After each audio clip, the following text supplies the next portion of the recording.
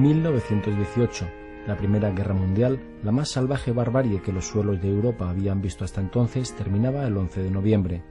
La firma el 28 de junio de 1919 del Tratado de Versalles ponía punto final a la Gran Guerra. En Alemania, la gran derrotada, el emperador había abdicado y se proclamaba la República como excusa para eludir responsabilidades. Una nueva Alemania se asomaba a una paz nueva bajo el pesado lastre de la derrota y las sanciones económicas. Un hecho que ensombrecería la nueva república, la República de Weimar. Una república sustentada básicamente por un partido, el socialdemócrata, que era considerado marginal a pesar de su gran número de afiliados y simpatizantes. Junto con algunas reformas moderadas, las fuerzas del antiguo régimen pervivían con todos sus privilegios, demasiadas fuerzas hostiles a la nueva república que tuvieron como fin desde un primer momento destruirla. En ello jugó un papel determinante el miedo a la insurrección bolchevique, que había hecho un conato de hacerse con el poder cuando a comienzos de 1919 el país servía por el levantamiento de la extrema izquierda, finalmente reprimido con un saldo de decenas de muertos. La República de Weimar nacía con la carga de unas tremendas reparaciones de guerra. El marco se colapsa y la inflación se dispara, de modo que el país se sitúa al borde del abismo. Sin embargo, y hasta el crack de 1929, la política equilibradora de Stresemann llevará a un periodo de relativa estabilidad que poco a poco lleva a una pacificación de la vida política. Paralelamente, la vida cultural en Alemania está en plena ebullición.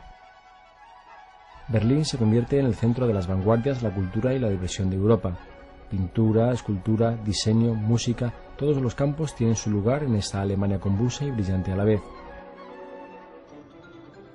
El cine alemán sorprende al mundo con el expresionismo del gabinete del Dr. Caligari, con los grises del Nosferatu de Murnau o con las fantasías futuristas de Fritz Lang.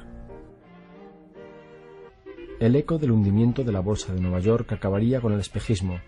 La economía alemana se desintegra tras 5 años de bonanza. La cifra de parados alcanza los 5 millones en 1931, mientras la República de Weimar agoniza. Un oscuro cabo austríaco de la Primera Guerra Mundial, de nombre Adolf Hitler, ya se había hecho notar con un intento de golpe de Estado en 1923 por el que iría a la cárcel.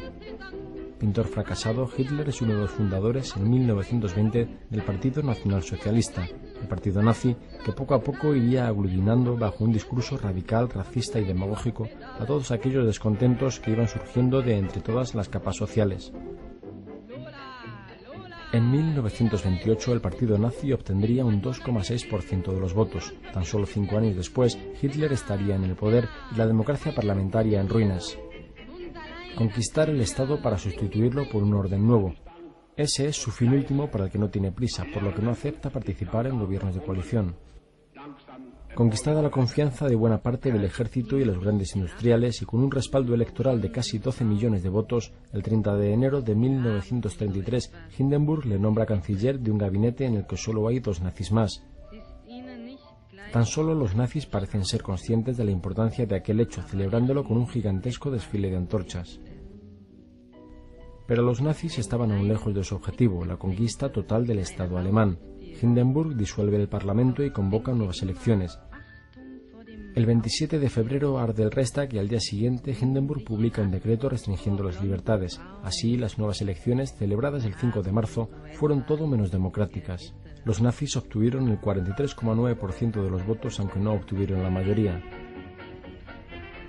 Con la mayor parte de los diputados electos comunistas detenidos, Hitler exige que se le otorguen plenos poderes durante los 4 años siguientes. El Parlamento, con la única oposición de los socialistas, votó aquella ley y el 22 de junio quedaba declarado ilegal el Partido Socialdemócrata, aunque también los partidos burgueses eran disueltos. La vida cultural alemana, tan rica en la década anterior, sufría un retroceso intenso. Una inmensa mayoría de artistas e intelectuales tuvieron que abandonar el país para huir de una persecución que no dudaba en quemar en espectáculo público miles de libros. Cuando el 2 de agosto de 1934 muere Hindenburg, Hitler asumía la jefatura del Estado sin ninguna oposición.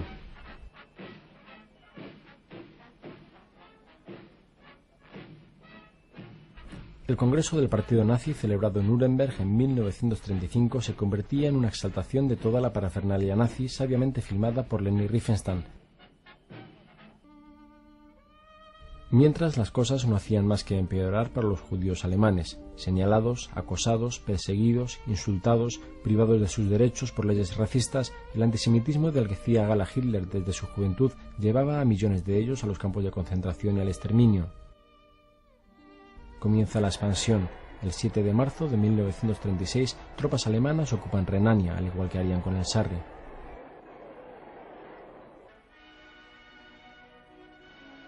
Leni Riefenstahl sería también quien filmase la Olimpiada de Berlín de 1936, que Hitler quiso que fuese y no pudo disfrutar una exaltación de la raza aria.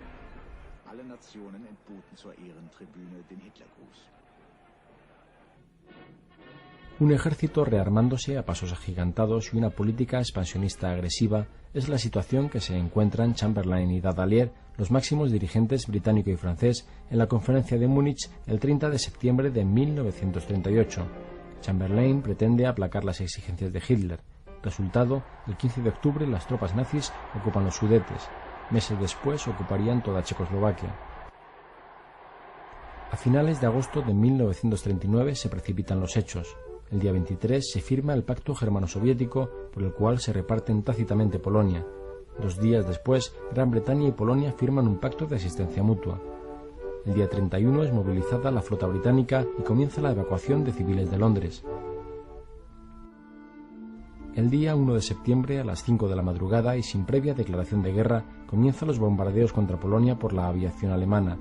Horas después, las tropas nazis atraviesan la frontera para luchar en muy desigual condición con un valiente pero pobre ejército polaco. El día 3 de septiembre, Gran Bretaña, Francia, Australia y Nueva Zelanda declaran la guerra a Alemania. La Segunda Guerra Mundial ha comenzado.